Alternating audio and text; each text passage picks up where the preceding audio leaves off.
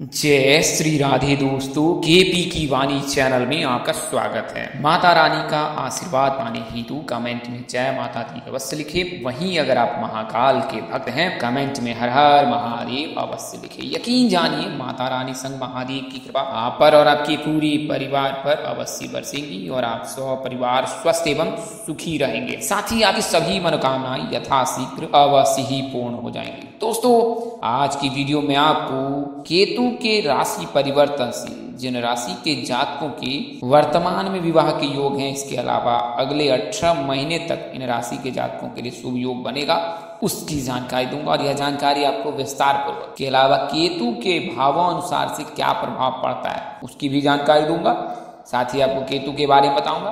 उससे पहले मैं आपको बता दूं कि अगर आपको अपनी शादी के बारे में जानना है कि आपकी शादी किस वर्ष तक हो सकती है और आपकी आयु 25 वर्ष से कम है या 25 वर्ष है, 27 वर्ष तक है, तो आप अपना जन्मदिन हमें कमेंट करें या फिर हमें व्हाट्सएप करें। हमारा नंबर 8521835670, तो इस नंबर पर आप संपर्क कर सकते हैं। वहीं अगर आप लव मैरिज की जानकारी प्राप्त करना चाहते हैं, प्रेम प्रसंग में है, प्रेम विवाह करना चाहते हैं, तो अपना और अपने पार्टनर का जन्मदिन हमें कमेंट करें। हम आपको यह जानकारी देंगे कि आपके लव मैरिज की संभावना कितनी प्रबल है। अगर जानकारी देने में अपने अनुज यानी मुझसे कोई त्रुटि रह जाती है तो कृपया मुझे क्षमा कर दीजिएगा।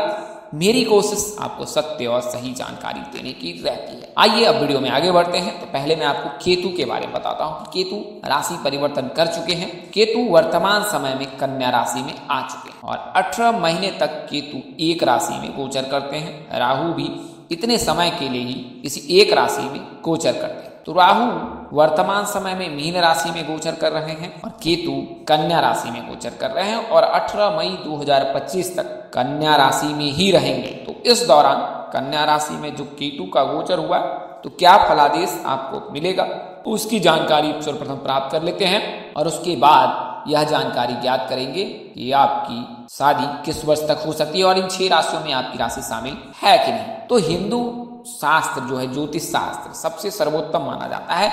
इससे भविष्य की गणना की जाती है। जातक के भूत, भविष्य, वर्तमान सभी प्रकार की जानकारी 100% सही जो है वह प्राप्त हो जाती है। आपको बता दें, विक्रमादित्य सम्राट जो थे उनके दरबार में कम से कम 4 ज्योतिषाचार्य रहते थे और उन्होंने ही ज्योतिष शास्त्र के अध्ययन से विक्रमादित्य को जो है सम्राट बनाने में अहम भूमिका निभाई थी। इसके अलावा चाणक्य के बारे में भी ज्योतिष ने कहा था कि यह विश्व विजेता व्यक्ति बनेगा और इसी कारण से चाणक्य ने अपने कार्यकाल में यानी कि अपने जीवन समय में उन्होंने चंद्रगुप्त मौर्य जो सम्राट बने उनको जो है राजा बनाया और उनके साम्राज्य का विस्तारीकरण अफगानिस्तान तक था। तो यह जो जानकारी है आपको ज्योतिषाचार्य के लिए बताई गई है। तो इतिहास में इसका साक्ष्य मिलता है कि ज्योतिष शास्त्र का कितना अहम योगदान रहा है किसी भी खास व्यक्ति, सामान्य व्यक्ति को खास बनाने में और खास व्यक्ति को सामान्य बनाने में। अगर आप सामान्य व्यक्ति हैं और ज्योतिष शास्त्र का ज्ञान लेकर अगर जीवन में आगे बढ़ते हैं तो आप खास बन सकते हैं। और अगर आप खास व्यक्ति हैं, ज्योतिषाचार्य का सलाह ना लेकर आप अपने मन से कुछ करते हैं तो यकीन जानिए सफलता तो मिलेगी, लेकिन अगर अशुभ ग्रहों का प्रभाव रहा तो फिर आपकी बैंड भी बच जाएगी। तो इसका आप अवश्य ख्याल रखें। तो केतु जो है पल में राजा और पल में रंग, इसी प्रकार से फल देते हैं। ये हानि भी कराते हैं, दुख भी दिलाते हैं और देवता भी बना देते हैं व्यक्ति को अगर केतु का शुभ प्रभाव रहा तो ये जो है विष्णु के मत्स्य अवतार से इनका संबंध माना जाता है।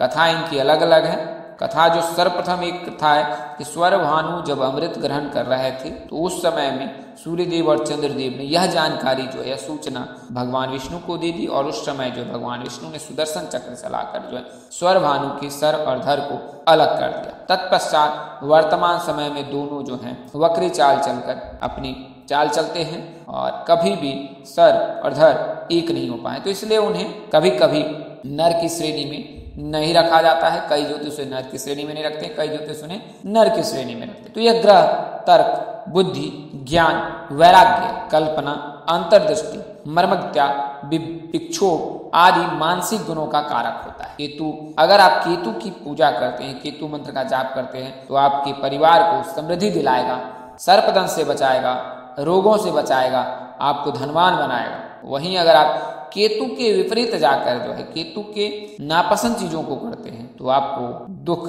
भोगना पड़ सकता है। केतु अगर मजबूत रहता है कुंडली में तो स्वास्थ्य, धन संपदा और पशु संपदा दिलाता है। यह अग्नि का प्रतिनिधित्व करता है। और जब मंगल राहु या मंगल केतु साथ में होता है तो जातक के लव मैरिज की संभावना प्रबल हो जाती है। इसके अलावा कई प्रकार के दोष भी लगते हैं। गुरु अंगारक दोष लगता है इनमें जब मंगल राहु केतु के साथ में। आइए आप पहले भावानुसार से यह जानकारी प्राप्त कर लें कि अगर लग्न में रहा, द्वितीय भाव में रहा, तृतीय भाव में रहा तो केतु किस प्रकार से फल देता है। तो अगर प्रथम भाव में केतु हो तो जातक चंचल, भीरू, दुराचारी होता है। यानी कि अगर आप दुर्योधन की संज्ञा मैं केतु के प्रथम भाव से करूं तो इसमें कतई सयोक्ति नहीं होगी, क्योंकि दुर्योधन जो इसी प्रकार के भाव का ही था और वह चंचल भी था, भीरू भी था और दुराचारी भी था। हालांकि अगर वृश्चिक राशि के लग्न भाव में अगर केतु उपस्थित रहता है तो जातक को सुख दिलाता है, धनवान बनाता है और उससे मेहनत भी बहुत करा। वहीं बात करें कि अगर द्वितीय भाव में केतु है तो राजवीरू एवं विरोधी होता है। तो अगर किसी भी जातक आपके जो खास हैं उनके द्वितीय भाव में केतु है तो यकीन जानिए कि वह आपका विरोधी है और उसके भाव में बिल्कुल ना आए। अगर तृतीय भाव में केतु हो तो जातक चंचल, वात रोगी, व्यर्थवादी हो जाता है। अगर तृतीय भाव में रहता है तो वहीं अगर चतुर्थ भाव में है तो जातक चंचल, वाचाल यानी ज्यादा बोलने वाला, निरुत्साही यानी कि वह हमेशा ही नेगेटिव चीजों को सोचते रहते हैं। अगर पंचम भाव में केतु हो तो कुबुद्धि एवं वात रोगी होता है, यानी कि उसे वात से संबंधित परेशानी होती है। इसके अलावा भी उसकी बुद्धि भी अल्प होती है। षष्ठम भाव में अगर केतु हो तो विकारी होता है, झगड़ालू होता है और मितव्ययी होता है, यानी कम खर्च आने वाला होता है। अगर सप्तम भाव में केतु है तो जातक मंद बुद्धि होता है, शत्रुओं से डरने वाला होता है एवं सुखीन होता है। अष्टम भाव में अगर केतु हो तो दुर्बधी, तेजहीन, स्त्री द्वेषी एवं चालाक व्यक्ति होता है। नवम भाव में अगर केतु हो तो सुखविलासी, अपयशी होता है। दसम भाव में अगर केतु उपस्थित रहता है तो भाग्यहीन हो जाता है व्यक्ति, पितृदोष का कारक बन जाता है। और वहीं अगर एकादश भाव में केतु अगर उपस्थित रहता है तो जातक भाग्यवान होता है, विद्वान होता है, उत्तम गुणों वाला होता है, तेजस्वी होता है, उदर रोग से पीड़ित होता है। वहीं अगर द्वादश भाव में केतु हो तो जातक उच्च पद वाला होता है, शत्रु पर विजय पाने वाला होता है, बुद्धिमान होता है, थोड़ा शकी भी होता है, लेकिन वह बहुत ही शातिर भी होता है।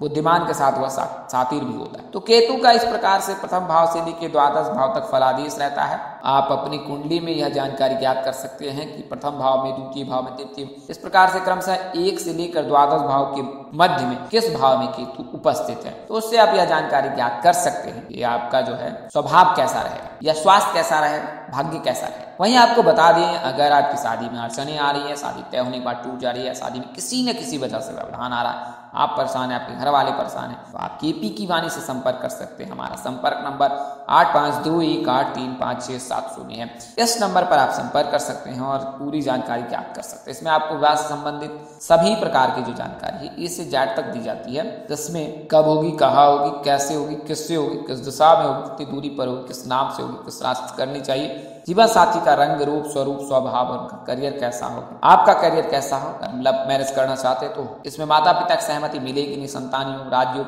भाग्य योग, इसके अलावा महादशा, अंतर्दशा, ये सभी प्रकार की जानकारी जो है आप विश्लेषण कराकर या तो मौखिक या लिखित किसी भी माध्यम का चयन कर आप प्राप्त कर सकते हैं। तो इसके लिए आप संपर्क करें 8521835670 पर। आइए मैं आपको उन 6 राशियों के बारे में बता देता हूँ जिनके योग बन रहे हैं। तो केतु का जो गोचर है वो 18 मई 2025 तक रहने वाला है कन्या राशि में। वहीं राहु जो है मीन राशि में 18 मई 2025 तक रहेंगे।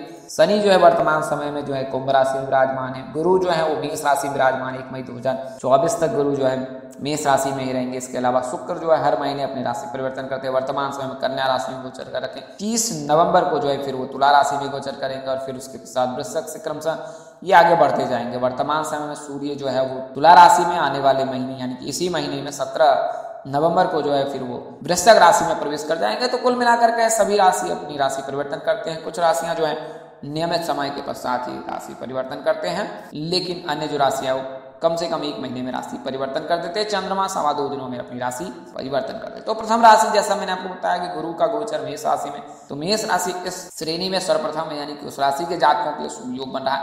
1 मई 2024 तक बन रहा है। अभी वर्तमान समय में ही हाल के दिनों में गुरु चंडाल दोष से मेष राशि के जातकों को मुक्ति मिल गई है, तो मेष राशि के जातक इससे स्वतंत्र हो गए और 1 मई 2024 तक इनके लिए शुभ योग बन रहा है। वहीं कर्क राशि में गुरु उच्च के होते हैं, तो मेष राशि के जातकों के चलते जो है गुरु इस राशि के जातक में जो शनि की ढैया भी चल रही, तो इसके लिए जो है कर्क राशि के जातकों के लिए भी जो है शुभ योग बन रहा है। और ना केवल 2023 बल्कि 2024 में भी 18 मई 2025 तक जो इनके लिए शुभ योग बन रहा है कर्क राशि के जातकों के लिए। कन्या राशि के, जैसे मैंने आपको बताया कि तुला का राशि से निकल कर केतु जो है कन्या राशि में प्रवेश किए हैं। वर्तमान समय में जो है कन्या राशि में शुक्र भी गोचर हो रखा है, तो ये प्रबल योग बना रहा है प्रेम प्रसंग का। इसके अलावा इनके विवाह के भी योग बन रहे हैं। अगर आपकी कन्या राशि है तो न केवल नवंबर दिसंबर बल्कि आने वाले 18 महीने तक आपके लिए शुभ योग रहेगा। तुला राशि के जातक जीवन साथी के सप्तम भाव, यानी कि जो जीवन साथी का सप्तम भाव होता है, उस भाव में जो है गुरु की दृष्टि पड़ी है, तो तुला राशि के जातकों के लिए भी शुभ योग बन रहा है। अगर आप तुला राशि के जातक हैं तो 1 मई 2024 तक आपके लिए प्रबल योग है। इसके पश्चात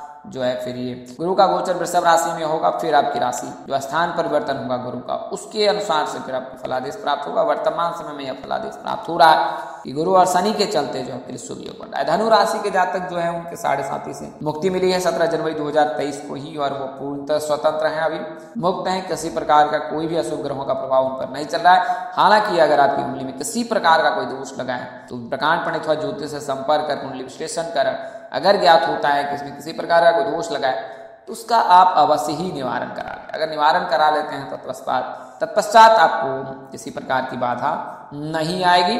और बात करें मीन राशि की, तो मीन राशि के जातकों पर 7.5 का प्रथम चरण चल रहा है। राहु का भी गोचर मीन राशि के जातकों में हो रखा है, ये 18 मई 2025 तक रहेगा। तो मीन राशि के जातकों के लिए शुभ योग बन रहा है और आने वाले 18 महीने इनके लिए बहुत ही अचानक से सब कुछ बदलने वाला रहेगा। अभी हाल ही में शनि भी मार्गी होंगे एक दिन पश्चात, और फिर शनि मार्गी होने से मीन राशि के जातक के द्वादश भाव को देखेंगे, तो इससे जो है मीन राशि के जातकों को कई प्रकार की जो परेशानियां जीवन में देखने को मिल सकती हैं। तो इसके लिए आप सतर्क रहे, सावधान रहे। मेष राशि के जातक PRM नाम से, इसके अलावा कर्क राशि के जातक H नाम से, कन्या राशि के जातक ASD नाम से, तुला राशि के जातक SGM नाम से, धनु राशि के जातक जो मेष राशि के जातक मीन राशि के जो जातक हैं उनके कुंभ राशि से, और इसके अलावा वृषभ राशि के जातकों से कन्या सूत्र में बंधने के प्रबल योग बन रहे।